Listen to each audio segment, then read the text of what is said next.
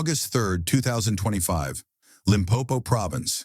The sun rose in amber fire, but the bush remained silent.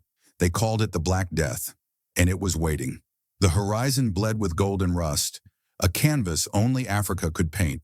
Yet in the Limpopo thorn scrub, silence reigned like a tyrant. No Franklin calls, no doves cooing, only a hollow stillness that made the air heavy. To most, dawn meant renewal, but for those who knew the bush, silence meant one thing. Something was near, something watching. Hunters and conservationists alike feared that kind of quiet, for it was the silence of a predator, or worse, the silence of the Cape buffalo. They called it the Black Death, a beast with a weight that crushed the earth, 1,500 pounds of rage coiled into muscle and horn. It could hit speeds of 35 miles per hour, faster than any man could ever dream of running. Its horns weren't weapons. They were crescents of bone fused into a shield, capable of shattering rib cages and flipping vehicles. Legends whispered that Cape buffalo killed more hunters in Africa than lions and leopards combined. And unlike cats, it did not strike with stealth. It struck with fury, a storm on four hooves. Asher knew these stories. He'd heard them around firelit camps, where older men spoke with voices lowered to embers. Stories of trackers gored in seconds, of rifles slipping uselessly in shaking hands. Still, he tightened his rifle strap across his shoulder that morning, the leather creaking in defiance. A small act of control, a symbol that man could tame chaos with steel and discipline. But in Limpopo, such control was only an illusion. The sun climbed higher, spilling light into the thornveld. The scrub stretched endlessly, dotted with acacia trees twisted like arthritic fingers. Dust floated in the air with every step. Even the wind seemed cautious, hesitant to disturb the quiet. The silence pressed harder. Why was it so still? Why did the air taste like storm metal? The tracker at Asher's side, a wiry man named Themba, paused.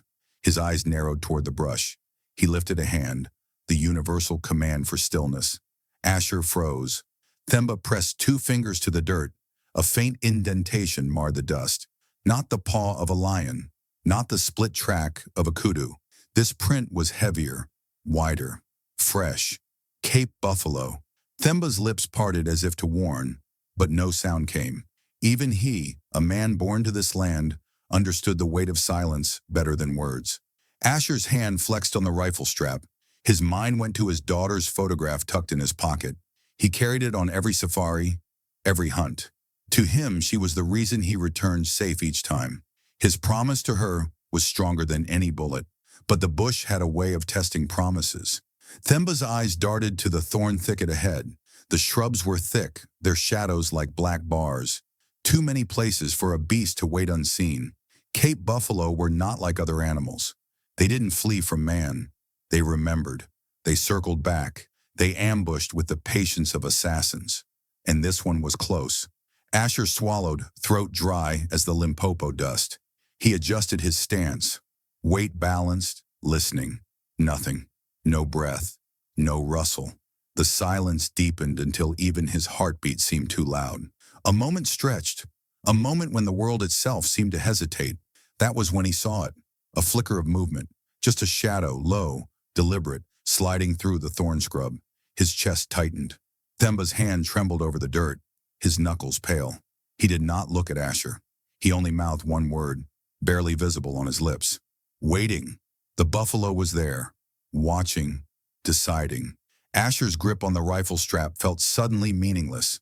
Leather and steel against 2,000 pounds of will, against the Black Death itself. And in that suspended dawn, the silence became unbearable. Because in the bush, silence is never empty.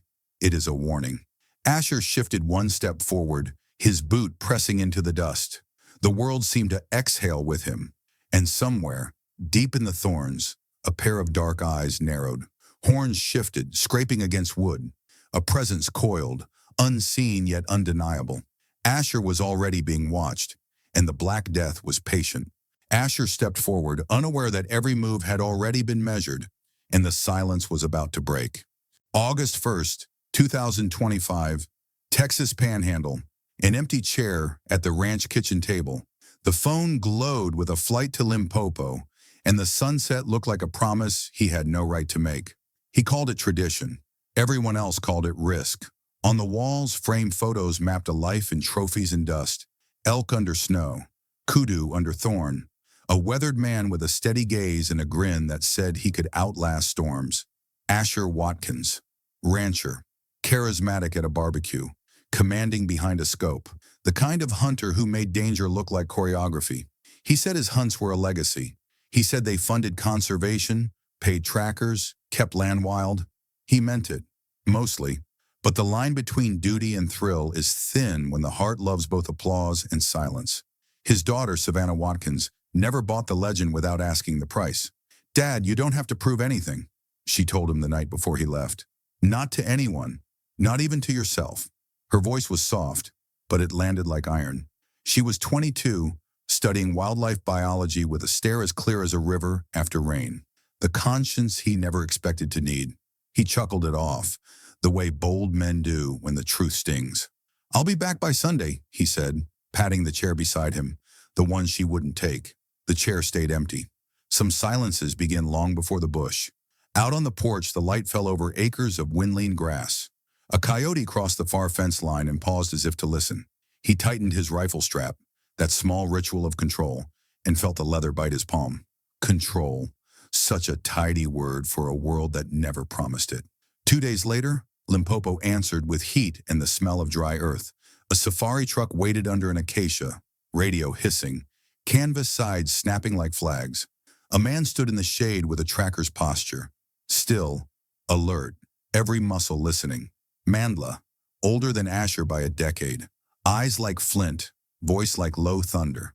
The kind of seasoned tracker who knew the difference between an animal's path and an animal's plan.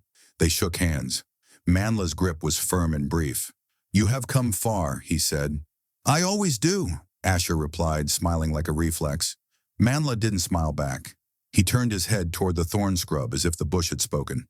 "This one does not run," he said. "It waits." The word it did not need a name. Cape Buffalo, the Black Death. Asher nodded, as if acceptance were the same as readiness. At the truck bed, he checked his gear. Optics, spare rounds, sling. His thumb pressed the stitching on the strap again. Habit, superstition, anchor. Somewhere inside that gesture lived a belief that a man could fasten chaos to his shoulder and walk it forward. They rolled out, tires sighing over sand. Sunlight drilled through the canopy in hard white spears. Oxpeckers flickered near a distant waterhole and vanished as if swallowed by the air. "Poachers have been active near the river," Mandla said, eyes moving, voice low. "The herds are restless. A bull broke off. Old, heavy. It carries decisions inside it." "Decisions?" Asher asked. Mandla nodded once. "Some bulls carry anger like a second skin. Some carry memory." The radio spit a thread of static and then went quiet. Wind pressed dust against their cheeks. Far off, a zebra snorted, and then the sound was gone, thin as paper. Asher thought of Savannah again, her last look, the way she watched him, the way scientists watch weather. Not with fear, with data and doubt. "Dad," she had said, "someday the bush will ask a question you can't answer fast enough." He pushed the memory aside. Legacy required optimism.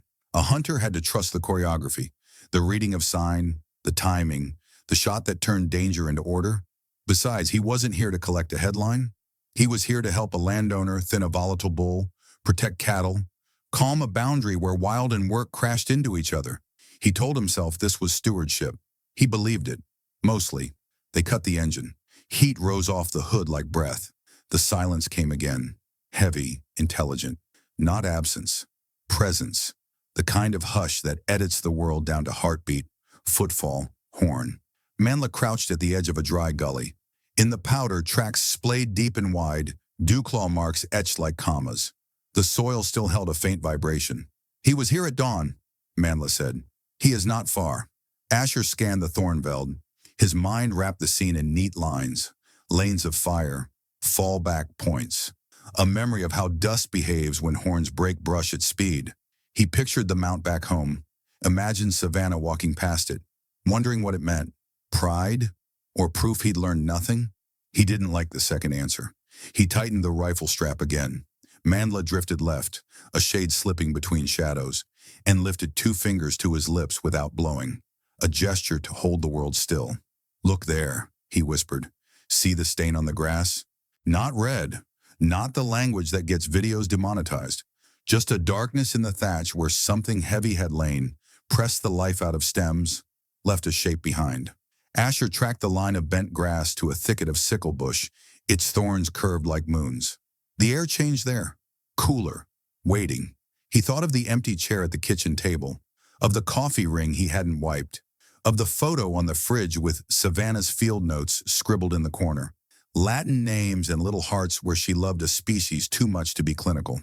"Legacy," she had said once, "isn't what you hang. It's what outlives you without needing your name." A gust rattled the thorns. Dust lifted and settled, a curtain rising and falling on something behind it. From the gloom, an ear twitched. Not wind, intention. Mandla's jaw tightened. "You see it," he said, not as a question. "As much as it wants me to," Asher answered. They backed a step to widen their angle, but the bush refused to give them a clean picture. Only hints. A glint like polished horn, a breath that lifted leaves, a weight that made silence louder. "Some bulls do not charge to escape," Mandla murmured. "They charge to erase." He didn't look at Asher when he said it. He looked at the place where the land folded into shadow. Somewhere between the Texas porch and this thorn-dense corridor, Asher's certainty had thinned. He knew every rule of the pursuit: wind, sun, cover, geometry. But rules don't negotiate with fate. They only make men brave enough to meet it. The sun slid a fraction lower, turning the world the color of sunset metal. The safari truck waited behind them like a last sentence they hadn't earned. In the stillness, a far-off dove tried a single note and then changed its mind. Asher exhaled, slow, measured. He felt the strap cut his shoulder and pretended it was a handhold on gravity. He told himself skill had always been enough. It got him home from mountains, marshes, and nights when wind drowned prayer. Savannah's words came back anyway, a soft echo against the thorn. "You don't have to prove anything." He wondered who he was if he agreed. Mandla tilted his head, listening with his bones. "He is thinking," he said. "He is choosing which story we belong to." Which story? The one Asher framed on his wall? Or the one the Black Death had been writing here long before a Texas rancher learned its name? The thicket breathed. Leaves trembled.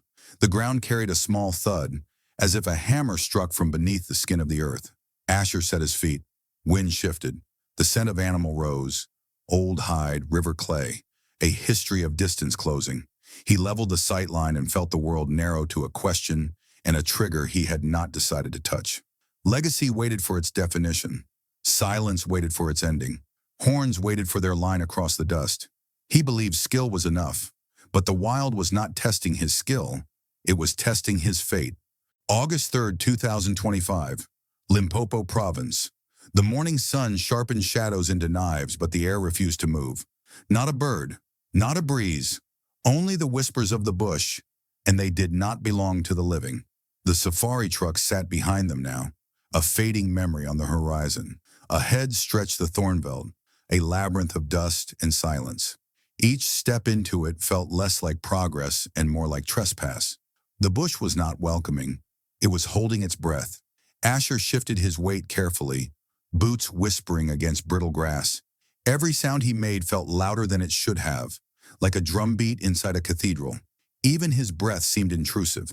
Themba had fallen behind, eyes sweeping the flanks, while Mandla pressed forward with the slow certainty of a man reading a language few others understood. His palm hovered just above the earth as he crouched, tracing the bent grass and deep clefts pressed into soil. Fresh, heavy, recent, Cape Buffalo. The tracks weren't just marks. They were sentences written in dust, and Mandla was fluent. He lifted his head and whispered the only words that mattered. "He is close." The syllables barely broke the air, yet they carried more weight than a rifle's crack. Silence answered back. The thorn scrub around them was alive with absence. No francolin burst from cover. No hornbill croaked from the trees. Not even the wind dared to stir the grass. It was as if the land itself had signed an agreement to betray them.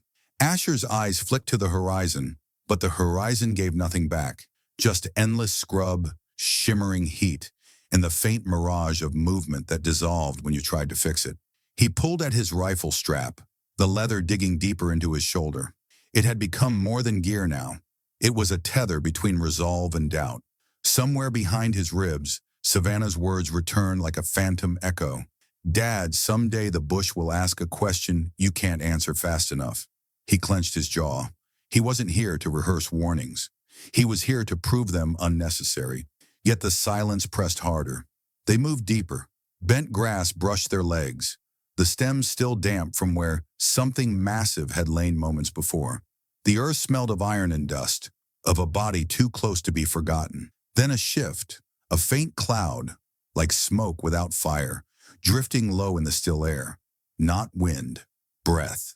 Themba froze. His chest stilled.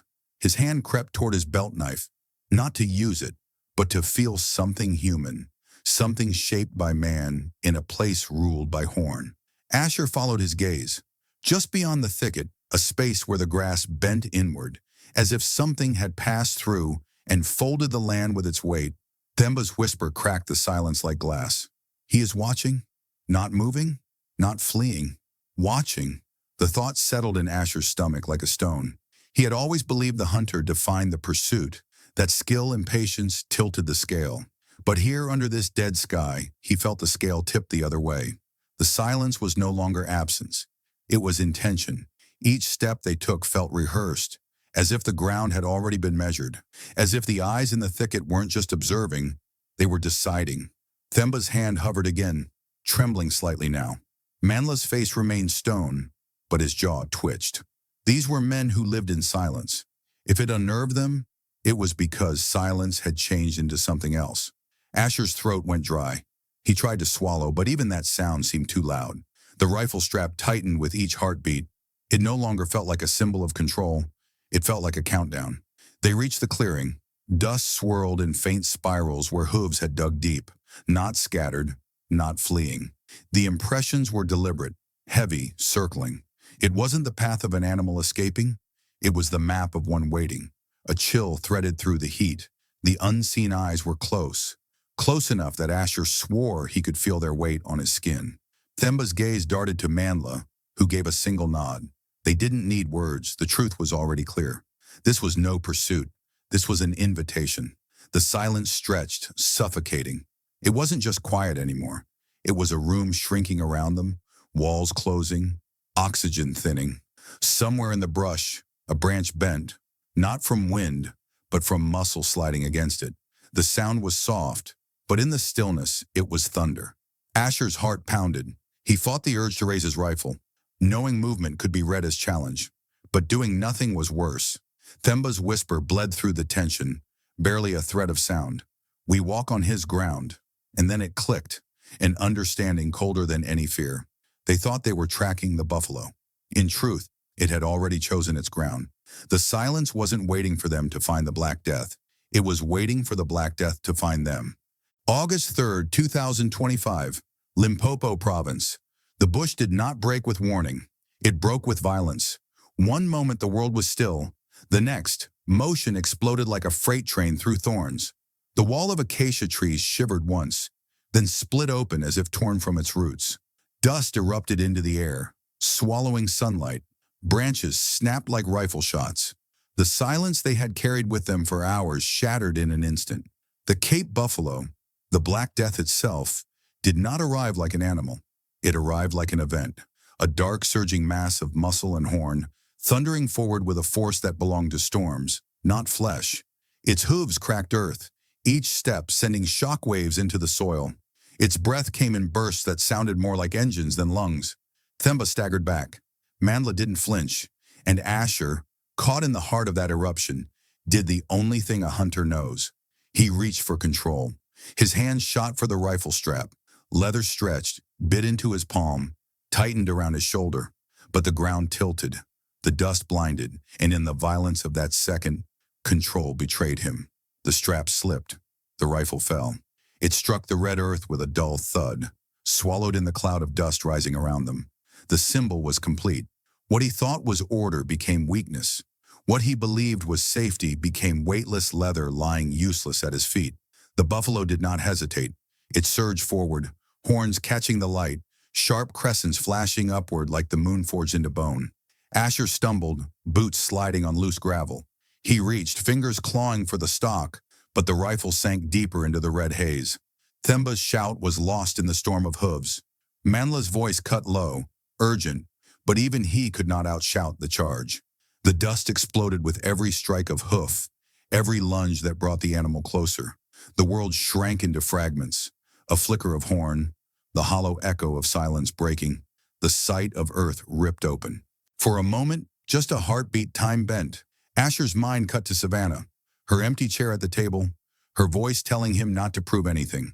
The photo in his pocket, the ink smudged where his thumb had worn it over years. And then the buffalo closed the distance. It wasn't gore that followed, not violence described in detail. It was weight. It was finality. The kind of impact that empties the air, that makes the earth itself flinch. Silence broke not with screams but with absence. A thunderclap, then nothing. The dust hung thick, curling around thorns, drifting like smoke. Shadows wavered inside it, shapes without edges. The world seemed to hold its breath again, but this silence was not the silence of warning. It was aftermath. It was a silence that carried weight, a silence that replaced motion with stillness, sound with memory. Themba's eyes burned into the haze, searching. Mandla's jaw clenched. Neither moved, because in Limpopo, rushing into silence is as dangerous as waiting in it. The dust swirled once, then began to fall. Sunlight pierced through in shards, cutting the cloud into fragments. A rifle lay half buried in the dirt, its strap twisted, useless. The rest, hidden. Themba's chest rose and fell as he whispered something in Zulu, a prayer, a warning, maybe both. Mandla did not answer. His silence was older than prayer. The bush itself seemed to reclaim the moment, the acacias groaning, the thornveld bending as if nothing had happened. But something had, something irreversible. The dust settled further. Shapes began to sharpen. And when the clearing finally lay still, the air heavy with what it refused to say. When the dust cleared, only silence remained, a silence deeper than before. August 4th, 2025, Limpopo Province. The Safari Lodge sat in silence, not the silence of dawn or the silence of the hunt, but the silence that follows loss. The veranda stretched out over the thornveld, its wood worn smooth by decades of boots and weather. Usually, mornings here carried the hum of voices, the scrape of chairs, the clatter of coffee cups. But this morning there was none of that.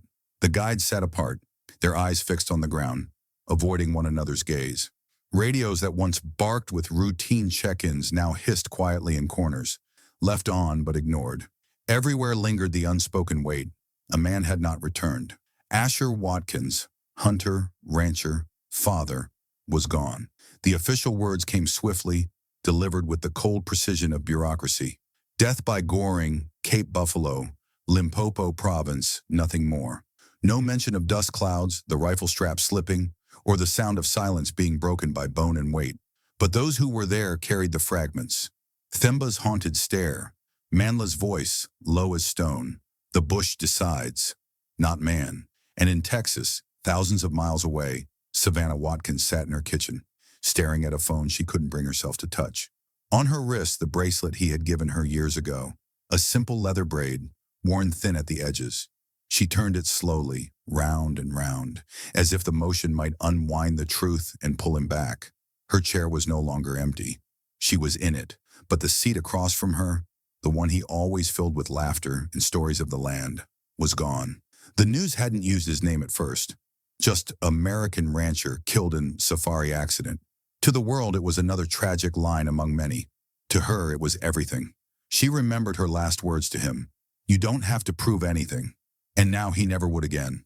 At the lodge, the rumors began to swirl, as they always do when silence grows too heavy to bear. Some said the backup rifle wasn't ready. Others whispered that Asher had misstepped. Too confident. Too slow. A few insisted the buffalo had vanished back into the thornveld, carrying its fury into shadow. Never felled, never claimed. Each version of the story was shaped by the teller's fear, or pride, or need to explain the unexplainable. But none of them changed the outcome. The Black Death had made its decision. Mandla, seasoned by decades, refused to argue. His voice was quiet, his eyes on the horizon. The bush is older than us, he said. It is not bound to fairness. It does not need reason. It decides. His words carried no anger, no triumph, only truth. A truth too heavy for some to bear. Savannah replayed his voice in her mind, even though she had never met him. She imagined the men who stood beside her father in those last moments. Did they try to save him? Did they freeze? Did they look away? The questions clawed at her, but answers never came. At the lodge, an empty chair sat on the veranda. No one touched it. No one moved it. It stood as a quiet monument to the man who had filled it only hours earlier. The dust of the Limpopo settled, as it always does. The thornveld returned to its silence. The birds eventually broke it with cautious calls.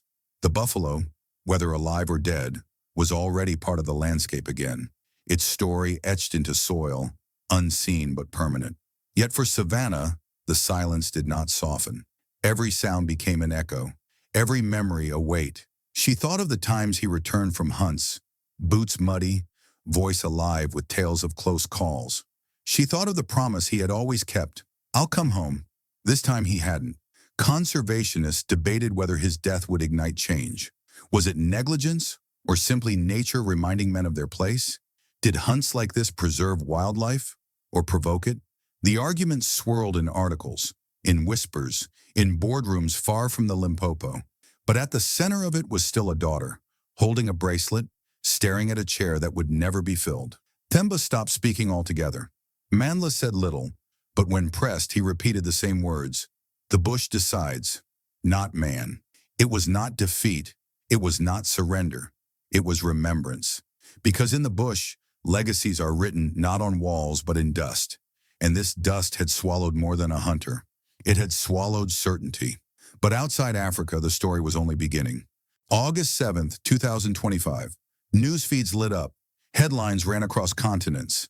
And in the silence left by Limpopo's thornveld, the world began to argue. The story spread faster than the dust that had swallowed Asher Watkins. American rancher killed by Cape buffalo on safari. Black Death claims another hunter in Limpopo. Was it conservation or arrogance? Screens carried the same fragments, but the interpretations were endless. For some, it was justice. Animal rights activists filled social platforms with unflinching declarations. The hunter hunted. Nature's revenge. Memes turned horns into symbols. Captions mocking the man who had sought control and found none. For others, it was tragedy. Hunters and conservationists pushed back, voices measured but insistent. They spoke of funds, of lodges that employed hundreds, of hunts that purchased patrol vehicles, paid rangers, and fought the shadow economy of poaching. Without these hunts, one conservationist warned, land becomes cattle farms.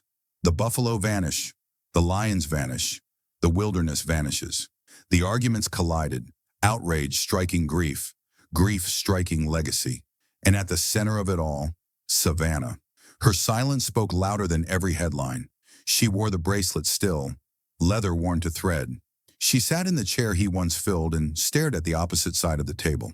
Where once there had been boots, laughter, and firelit tales, there was only emptiness. She had begged him not to go. She had told him he didn't need to prove anything. And now the world dissected his death as if it were a chess move, a lesson, a headline to be debated. But for her, it was none of those. It was absence. Her grief had no room for ideology, no patience for strangers arguing whether her father's death was justice or loss, because she already knew the truth. The bush does not bend to argument.